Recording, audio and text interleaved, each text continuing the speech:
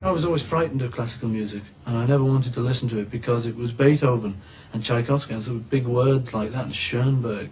You know, I always thought, I mean, sort of like a taxi driver the other day had some sheet music of a Mozart thing, and I said, "What's that?" You know, and he said, "Oh, he said, oh, that's the high class stuff. You won't like that." He said, "No, you won't like that." And I said, "Well, what is it?" You know, he said, "Oh no, you won't like it. You know, it's high class. It's very high class, highbrow," and. That kind of way, I always used to think of it. I used to think, well, you know, that's very clever, all that stuff. And it isn't, you know, it's just exactly what's going on in pop at the moment. Pop music is the classical music of now.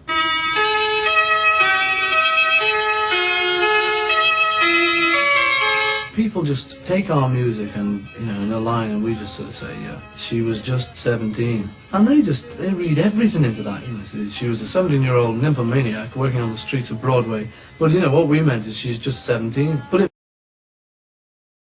I've no idea if there's any Aeolian cadences and, you know, miasmic climaxes and all of that. I mean, we're the last people to know about our songs, because the pop world's never heard the pop world as such, because we can't, you know, it's like if you look at a snapshot of yourself, you're looking at what tie you were wearing, or whether you were looking nice in the snapshot, you know, but anyone else would just take the snapshot and say, oh, that's good, that's a snapshot of Tony, you know.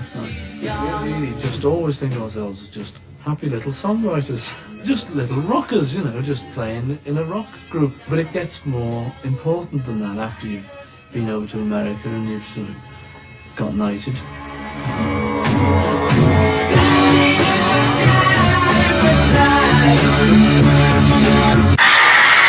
And when we were touring, and when it was at a sort of peak of hysteria, instead of just thinking, oh, that's nice, I mean, we could have just thought, aha, click.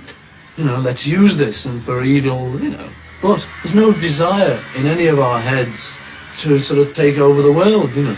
That was Hitler, that's what he wanted to do. There is, however, a desire to get power in order to use it for good. If you've got power, you've got to use it for the good. Because like everyone else, we read the papers, we go through all the things that most people go through. So if everyone wants to say a thing at a certain time, it's handy being a songwriter. You know, you can put your finger on it, like a yellow submarine. You know, that was lucky though.